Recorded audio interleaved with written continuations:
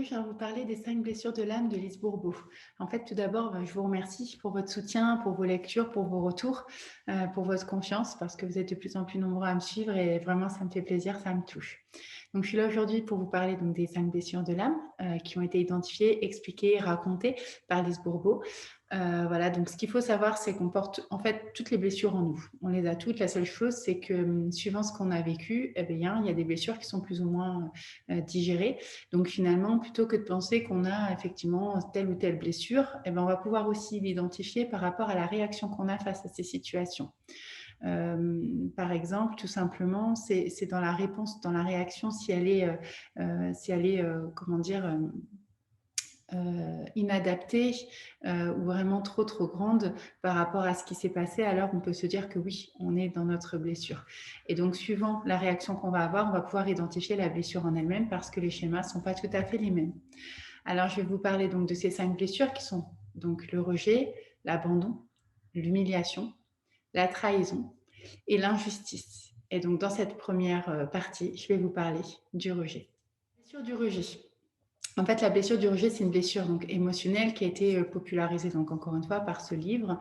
Et en fait, selon l'auteur, c'est relatif au sentiment d'avoir été repoussé, de ne pas être forcément désiré par l'autre. C'est un sentiment aussi qui peut être plus ou moins fort en fonction de l'âge qu'on a, de la structure, de la personnalité, du contexte. Le rejet, ça peut correspondre aussi à une opposition, à un mépris, à une exclusion, une mise à l'écart, des fois juste tout simplement un refus, un déni, un dédain, enfin, tout ce qu'on peut rencontrer au quotidien. Ça peut être aussi un licenciement, pourquoi pas. Puis ça peut être bien sûr une rupture amicale, familiale, amoureuse. Donc il s'agit souvent en fait d'une blessure qui a été refoulée par l'inconscient. Et donc en fait qui est en réaction dans le présent, mais tout en faisant écho en fait avec le passé. Donc la personne qui souffre de cette blessure, elle peut avoir l'impression de revivre en fait des situations de rejet à répétition dans sa vie quotidienne. Et comme de nombreuses blessures émotionnelles par ailleurs, la blessure du rejet est souvent peu identifiée ou on va dire sous-estimée par la personne qui en souffre. Donc la blessure du rejet, c'est souvent en lien avec des stades de développement de l'enfance, parce qu'en fait, c'est à ce moment-là où on va acquérir l'estime de soi, qu'on va être baigné dans un environnement social euh, avec d'autres personnes. Alors concrètement, cette blessure, en fait, elle a souvent un lien avec l'angoisse de séparation qu'on vit en fait quand on est enfant. C'est quand l'enfant en fait prend conscience que lui et sa mère ne font pas qu'un. En fait, donc c'est aux alentours de entre 3 et 7 mois, je crois. Donc, cela peut aussi être lié au vécu de l'adolescence. En fait, on a tous été plus ou moins blessés dans notre enfance, mais certains d'entre nous ont réussi à complètement effacer ou refouler cette blessure parce qu'elle n'a pas été hyper impactante ou tout simplement elle a été guérie parce que l'enfant, l'adolescent a été bien accompagné dans sa construction, sa reconstruction. Alors que d'autres, en fait, ne sont pas parvenus à cicatriser. Et du coup, la blessure du rejet est notamment renforcée, en fait, quand on grandit par la structure de la personnalité. Donc, les personnes hypersensibles, présentant par exemple des troubles psychiatriques aussi, ou psychiques pour des troubles autistiques, qui sont plus susceptibles, en fait, de ressentir un sentiment de rejet, par exemple.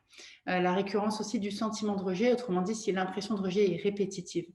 Donc le degré d'affect, le lien avec la personne responsable du rejet, je sais pas, c'est un rejet subi par un parent, ça blesse forcément plus que quelqu'un de lambda à la caisse d'un supermarché, c'est évident. Le contexte aussi, l'investissement qu'on est capable de mettre dans une personne ou dans une situation.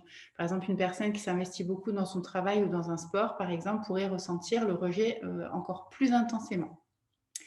Alors, la personne qui souffre de cette blessure, en fait, elle va être dans une peur constante du rejet de l'autre, dans différents contextes de sa vie, avec sa famille, avec ses amis, en couple, en famille, dans sa vie en général.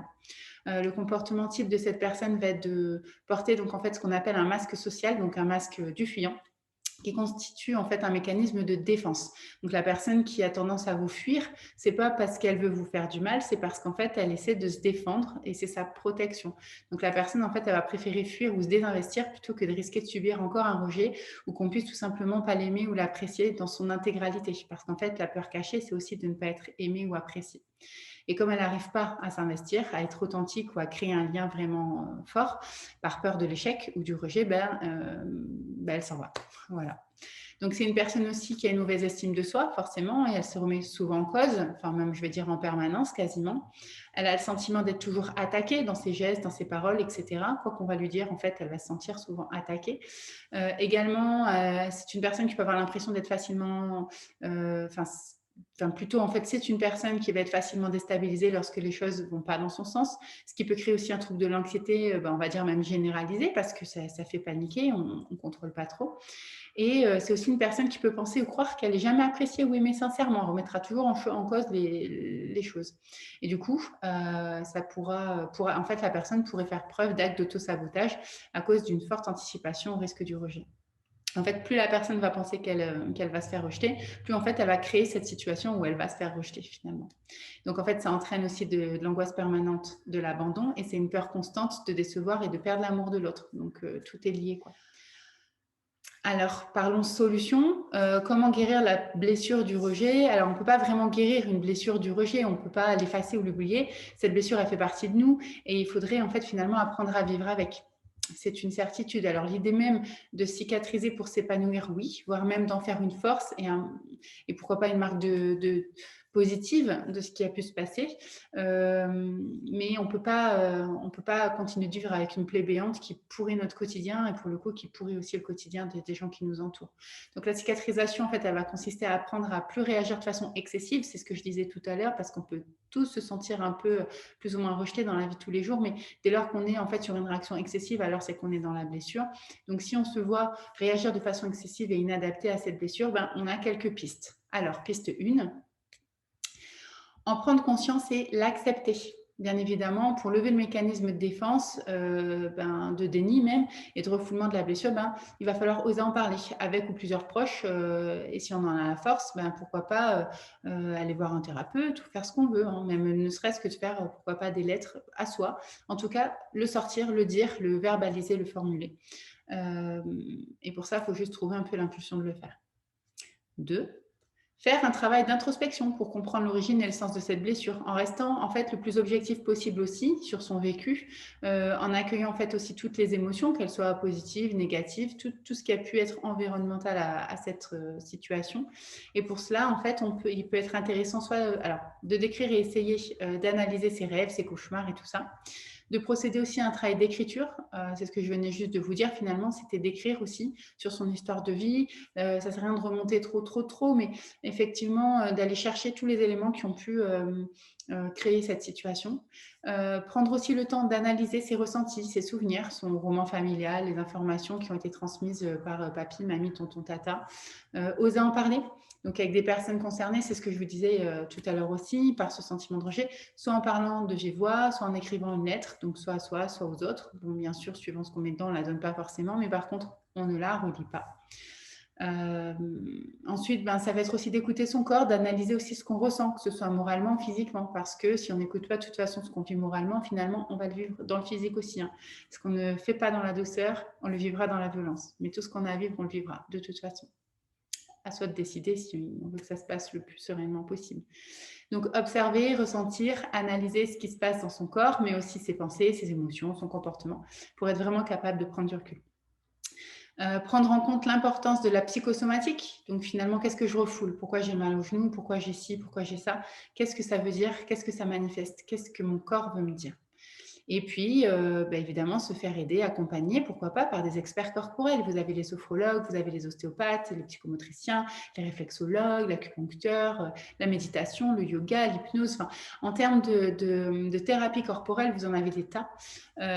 Donc, consulter un professionnel, pourquoi pas aussi sur des soins psychiques, un psychologue, un psychothérapeute, un psychiatre, ce qui vous résonne, ce qui vous paraît être votre vérité. Ensuite, il serait intéressant aussi d'entamer donc une phase de reconstruction. Une fois que tout est sorti, on ne peut pas juste laisser sortir et voir ce qui va se passer.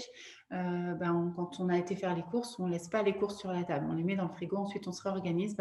On entame cette phase de reconstruction. On prend de la distance pour atténuer la colère. On prend du recul sur sa responsabilité aussi. On relativise la notion de faute, de culpabilité et de honte Qu'est-ce qui fait que je ressens ça?